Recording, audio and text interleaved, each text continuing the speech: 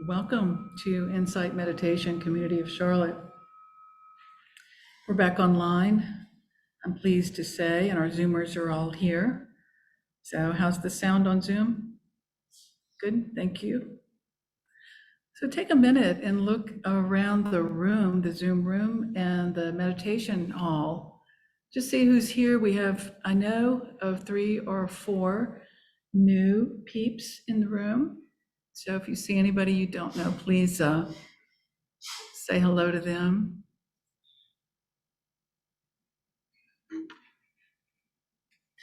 So we had a kerfuffle. Is that the best word ever? I had to use it because that's kind of what that was, but we're here. So my name is Thia Powers, and I'm one of 5 Dharma leaders here at IMC, and I'm pleased to be with you tonight to share a little personal Dharma with you.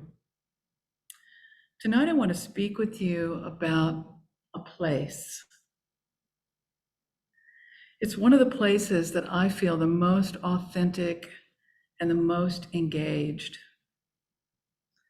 And that place is in the garden, in my garden specifically, where I can clip and drag and move things around and interact in a way that feels intimate to me. I really know this place very well.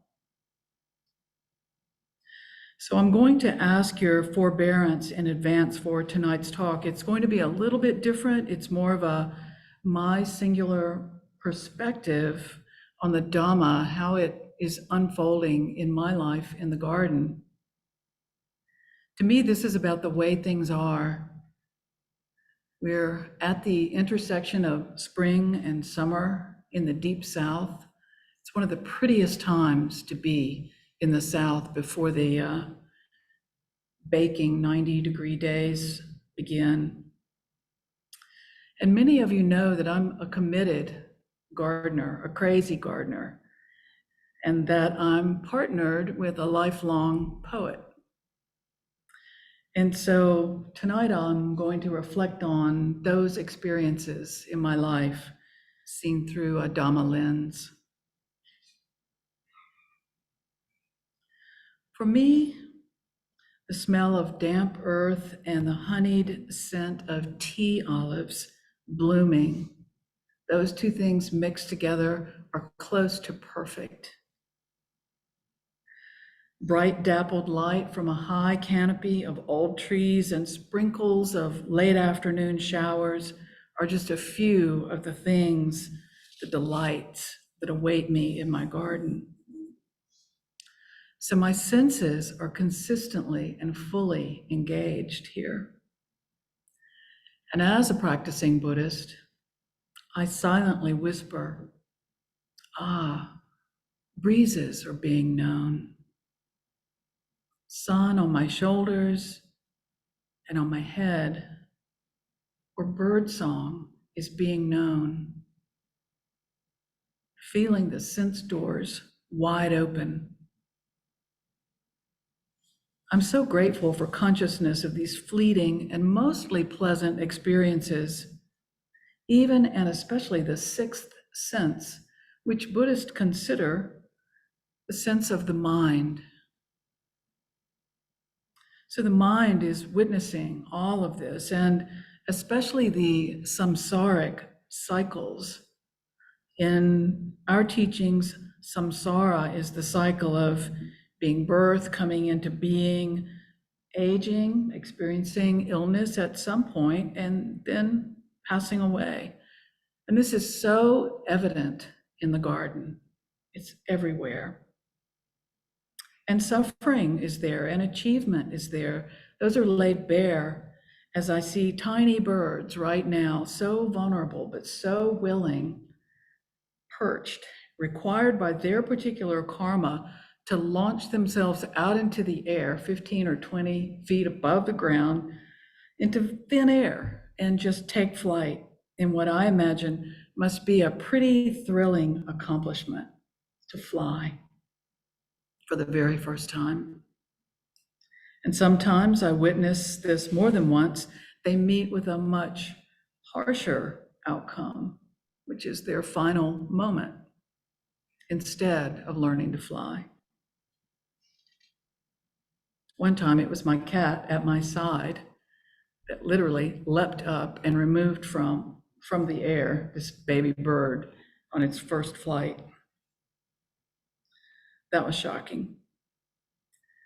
I witnessed a black snake silently making its way through the bamboo, pausing to make eye contact with me with that shiny, perfectly round eye.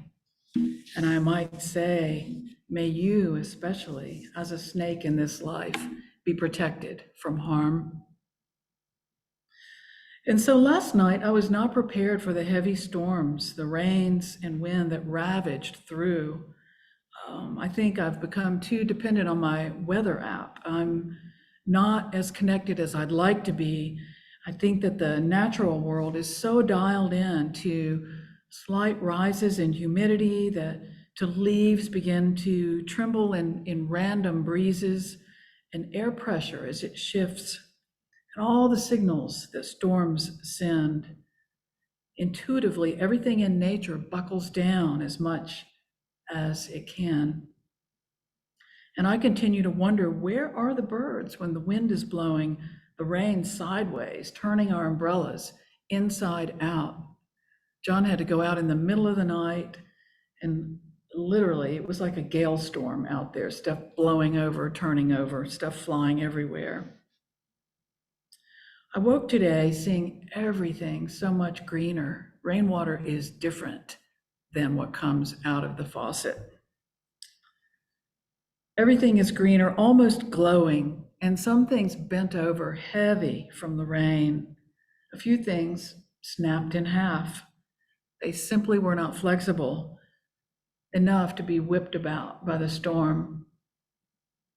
So again, a Dharma mirror. Maybe this is like the storms in life, the ones that demand that we wait them out, that we not resist too much, to let the water wash over us, maybe leaving us weary, but also somehow renewed and willing to participate again.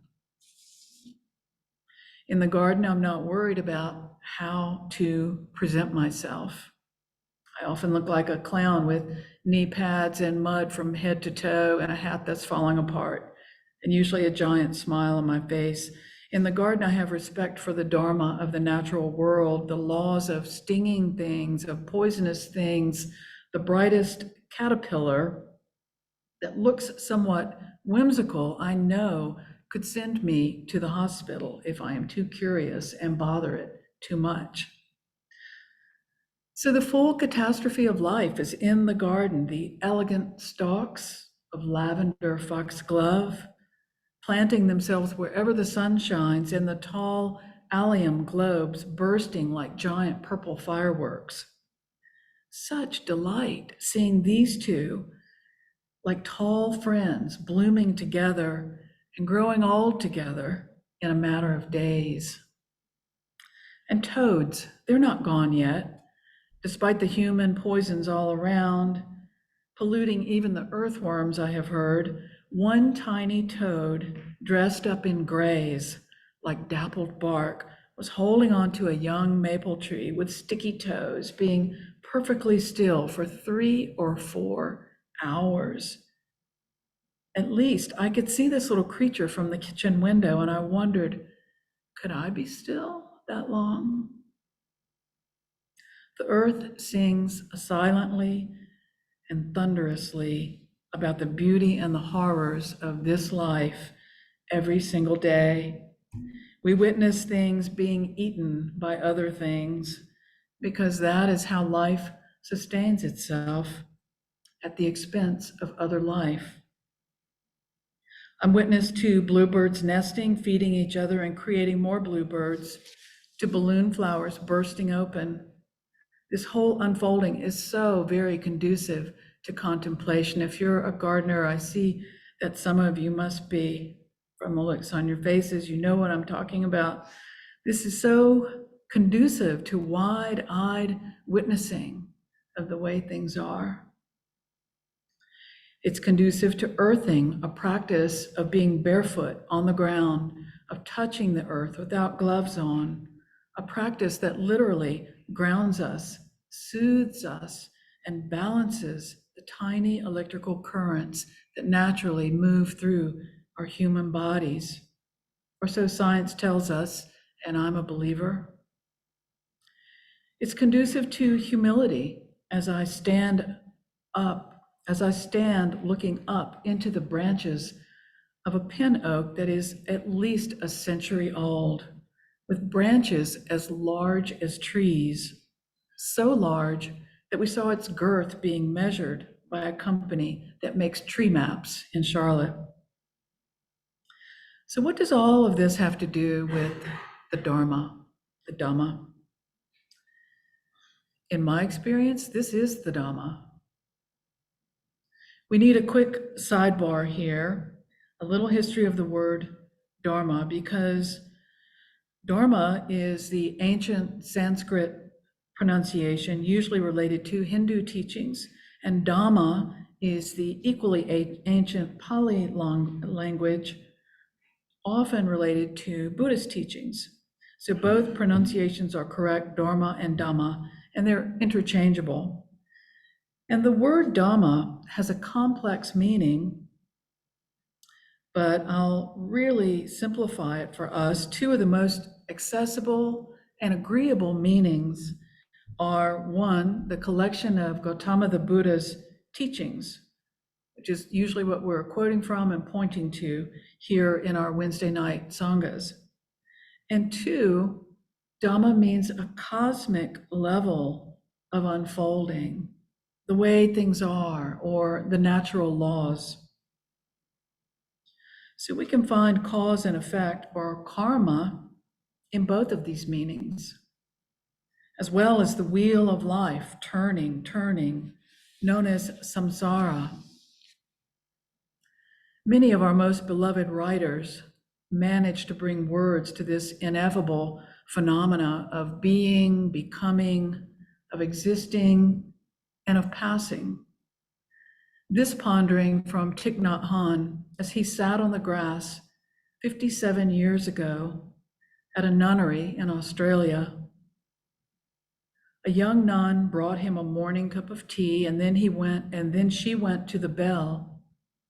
She said a prayer, and she held the string of the bell for a long time before ringing it. He wrote that he viewed her as the archetypal nun. And then he wrote more about this, saying, "This morning's dawn, and I am here, a cup of steaming tea, a green lawn, your sudden image from long ago, your hands or the winds beckoning, the shining of the tree's new bud, flower, leaf, and pebble. All are chanting the Lotus Sutra."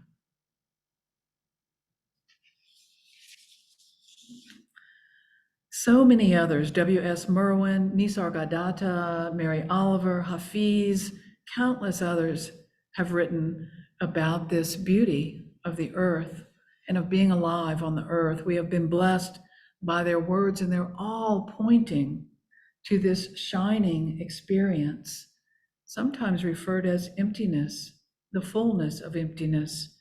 This is life, this grasping at meaning, these hopes for happiness, the gift, if we're lucky, of love, and the inevitability of loss. Please close your eyes now.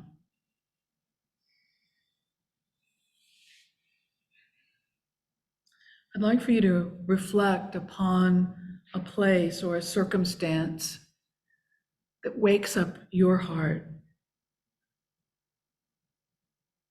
that nurtures your deepest love, that brings you to the brink of all that you yearn for, or may even be afraid of. this place or this person, this is where life is most available to us. May we go to these places and these people willingly. May we let them open us up, even break us open if needed.